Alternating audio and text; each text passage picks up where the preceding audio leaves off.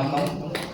அதாவது இப்போ வருடந்தோறும் வந்து நம்ம ஜூலை 15ஆம் நாள் வந்து உங்க முன்னாடி வந்து நிற்கிறோம்னா உங்களில் யாராவது ஒருவர் காமராஜர் மாதிரி ஒரு நேர்மையான அதிகாரியா, ஒரு நேர்மையான தலைவரா, இல்லை ஒரு நேர்மையான ஒரு அதிகாரியா வந்துருவீங்கன்னு ஒரு ஏக்கத்தோடு தான் நிற்கிறோம். அன்னைக்கு பாருங்க, திருநெல்வேலியில் ஒரு சங்கரெட்டியார் வந்து ஒரு தேட்டர் ஆரம்பிக்கிறாரு. அந்த தேட்டர் திறந்து வைக்கிறதுக்கு காமராஜர் வர்றாரு. அப்போ கலெக்டருக்கு அங்கீகாரம் லைசன்ஸ் கேட்கறாங்க. அப்போ லைசன்ஸ் கொடுக்க மறுத்துறாங்க. என்ன காரணம்னா பெயிண்ட் அடிக்க சரியில்லை, ஒயரிங் பண்ண சரியில்லை, ஆனால் நாங்கள் லைசன்ஸ் கொடுக்க மாட்டோம், எல்லாம் ரெடி கரெக்ட் பண்ணிட்டு நீங்கள் கேளுங்க, நான் தர்றேன் அப்படிங்கிறாரு. அப்போ அந்த அரசியல்வாதி அந்த அவங்க அதிகாரி எல்லாம் கொஞ்சம் இருப்பாங்க, பக்கத்தில் இருப்பாங்க, போய் சொல்லியிருக்காங்க, நாளைக்கு நாளை மறுநாள் காமராஜர் வர்றாரு, தேட்டர் திறந்து வைக்கிறது, நீங்கள் என்ன திறந்து வைக்க மாட்டேன், அவர் வேணா நான் முதலமைச்சராக இருக்கலாம், நான் வேலையை ரிசைன் பண்ணிட்டு நான் முதலமைச்சர் ஆயிடுவேன், அவர் நானும் முதலமைச்சர் ஆக முடியுமான்னு கேட்டு போயிட்டாங்க. 2 நாள் கழிச்சு காமராஜர் வந்திருக்காரு தேட்டர் திறந்து. ஏப்பா தேட்டர் திறந்து வைக்கலாமான்னு கேட்டிருக்காரு. அப்போ அதுக்கு அவங்க சொல்லியிருக்காங்க, ஐயா அந்த லைசன்ஸ் தர மறுத்துட்டாரு. அப்போ என்ன காரணம் அப்படின்னாங்க, இல்லை வேலையெல்லாம் நிவர்த்தி ஆகல, அதனால லைசன்ஸ் தர மறுத்துட்டாரு அப்படின்னு சொல்லியிருக்காங்க. அப்படியா, அப்போ நான் வேணா தேட்டர் திறந்து வச்சுட்டு போகிறேன், நீங்கள் அவர் லைசன்ஸ் கொடுத்த பிறகு நீங்கள் படம் கொடுத்துருங்க, படம் ஓட்டிங்க அப்படின்னாராமா. அப்புறம் அவங்க அந்த இருக்கிற ஆளுக்கு பக்கத்தில் இருக்கான்னு சொல்லியிருக்காங்க, இந்த மாதிரி காமராஜர் அவர் வேற மாதிரி பேசினாருங்க அப்படின்னா. என்ன பேசணும் அப்படின்னு கேட்கறாமா காமராஜர். கலெக்டர் என்ன சொன்னார் அப்படிங்க, அந்த மாதிரி அவங்க மாதிரி சொல்லிட்டு போனாங்க. அவர் சொன்ன சரிதான்ப்பா, நான் கலெக்டர் ஆச்சுன்னா கூட ஆக முடியாது, அவர் கரெக்டாக சொல்லியிருக்காரு அப்படின்னு சொன்னாராமா. அப்புறம் இதை வந்து இந்த உழவினால் கை மடங்கு நிலை, விளைவதும் விட்டு விட்டே பார்க்கும் நிலை அப்படின்னு சொல்லிட்டு 2000 ஆண்டுகளுக்கு முன்னாடி நம்ம வள்ளுவ பெருமை எழுதியிருக்கிறாரு. இதுல யாராவது விவசாய குடும்பத்தை சேர்ந்த மாணவர்கள் அப்படின்னா அவங்க யாராவது வந்து உங்க அப்பா என்ன பண்றாருன்னு என்ன சொல்லுவீங்க? சொல்லுங்க பாப்பா, யாராவது சொல்லுங்க. உங்க அப்பா என்ன பண்றாரு? விவசாய குடும்பத்தை சேர்ந்தவங்க வந்து கேட்டா என்ன சொல்லுவீங்க? எங்க அப்பா விவசாயம் தான் பண்றான்னு சொல்லுவீங்களா? சொல்லக்கூடாது. உங்க அப்பா விவசாயம் பண்றாங்க நெஞ்சு நிறுத்து சொல்லுவோம். விவசாயத்தினால தான் நம்ம சாப்பிட்டு இருக்கோம். உணவினால் கைமடங்கின் இல்லை, விளைவதும் விட்டு விட்டே பார்க்கும் இல்லை. அதுதான் வள்ளுவர் சொல்றாரு. ஒரு உணவை வந்து கையை மடிச்சு தலைக்கு வச்சு படுத்துட்டாங்கன்னா எல்லாருமே யாரா இருந்தாலும் சரி, எந்த கோடீஸ்வரர் இருந்தாலும் சரி, யாரா இருந்தாலும் சாப்பாடு தெருவுக்கு வந்துடும். அது ஒண்ணு. அப்புறங்க ஆசிரியர் பணி அறப்பணின்னு சொல்லுவாங்க. அது ஒரு அரவணைப்பான பணின்னு சொன்னாதான் மிகவும் பொருத்தமா இருக்கும். ஆசிரியர் அறப்பணி என்று சொல்வதை விட அது ஒரு அரவணைப்பான பணின்னு சொன்னாதான் மிகவும் பொருத்தமா இருக்கும். ஏன்னா இப்ப நீங்க வந்து டீச்சர்ஸ் எல்லாம் வந்திருக்காங்க, அவங்க வீட்டுல என்ன துன்பம்ங்கிற யாருக்காவது தெரியுமா? உங்களுக்கு தெரியுமா? அவங்க வந்து டியர் ஸ்டூடெண்ட் அப்படின்னு வந்து நிக்கிறாங்க, முகமலர்ச்சியோட நிற்பாங்க.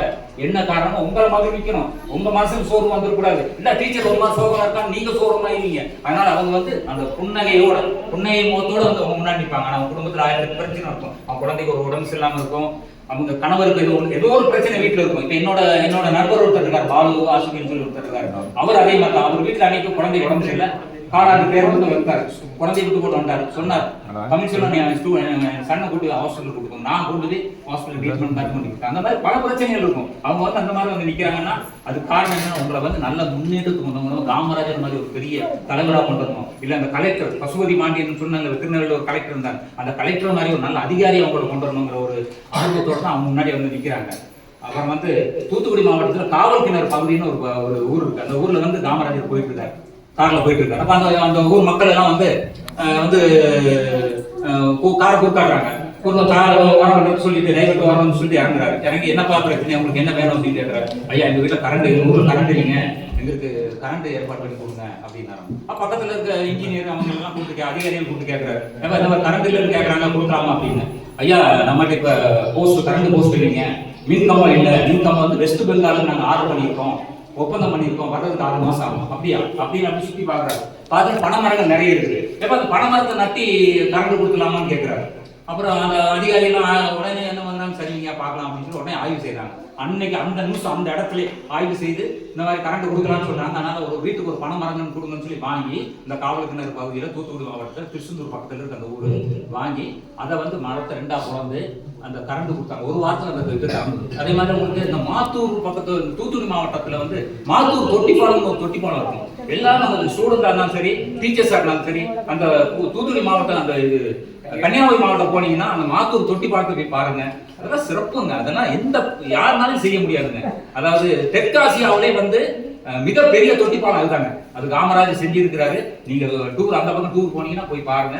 ஒரு பக்கம் நடைபாதை, ஒரு பக்கம் நீரோடை. என்ன நீரோடை வர்றது காரணம் தெரியுங்களா? அந்த மலைவாழ் மக்கள் அங்க இருந்து இவங்களுக்கு இந்த மலைவாழ் மக்களுக்கு தண்ணி கொடுக்கணும், அதே மாதிரி அந்த மலைவாழ் மக்கள் இந்த மலைக்கு நடந்து வரணுங்கிறது ஒரு பக்கவாட்டுல நடைபாதை உருவாக்குற தண்ணியோட, இந்த மாதிரி பல விஷயங்கள் இருக்கு, நிறைய சொல்லிட்டே போறான். அப்புறம் நடிகர்களுக்கு கட் அவுட் பால் ஊத்துவீங்கல்ல, நீங்க பால் ஊத்துங்க, நான் வேண்டாம்னு சொல்லல. ஆனால் 2 செம்பு தண்ணியை கொண்டு போங்க கையில, ஒரு செம்பு காமராஜர் தலையில ஊத்துங்க, இன்னொரு செம்பை கொண்டு போய் நேருவா இருந்தாலும் சரி, காந்தியா இருந்தாலும் சரி, அவங்க தலையில ஊத்துங்க. உங்களை கட் அவுட்டுக்கு, நடிகர் கட் அவுட்டுக்கு பால் ஊத்த வேண்டாம்னு சொல்லுவாங்க. கேரளான்னு சொல்லுவாங்க, நாங்க தலைவர்களை திரையில் தேடவில்லை, தரையில் தேடுகிறோம். நம்ம திரையில தேடிட்டு இருக்கோம், தரையில தேடல.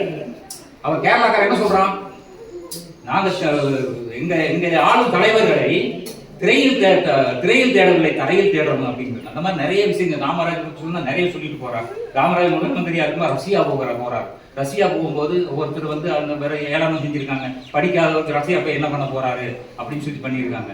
அப்புறம் இவர் போகும்போது கண்ணதாசன் வந்து பல பாடல்களை சிறப்பிச்சிருக்காரு காமராஜர். அவர் தான் வந்து சொல்லியிருக்காரு, அதாவது அறிவுலகம் உன்னை அழைக்கின்றது, ஏதும் அறியாதவன் என்று நினைக்கின்றது. அறிவுலகம் உன்னை அழைக்கின்றது, ஏதும் அறியாதவன் என்று நினைக்கின்றது. அரண்மனை வாசல் அழைக்கின்றது, நீ அரண்மனை வாசல் அழைக்கின்றது, ஏதும் அறியாதவன் என்று நினைக்கின்றது. அரண்மனை வாசல் அழைக்கின்றது, திறக்கின்றது, அங்கே ஆணவம் புன்னகை புரிகின்றது. கண்ணதாசன் வந்து அவ்வளவு எல்லா பாடலும் அவர் அந்த அம்மா பத்தி ஒரு பாடல் எழுதியிருப்பாரு. சிவகாமி, அந்த சிவகாமி மகனிடம் செய்தி சொல்லடி, என்னை சேரும் நாள் சொல்லடி.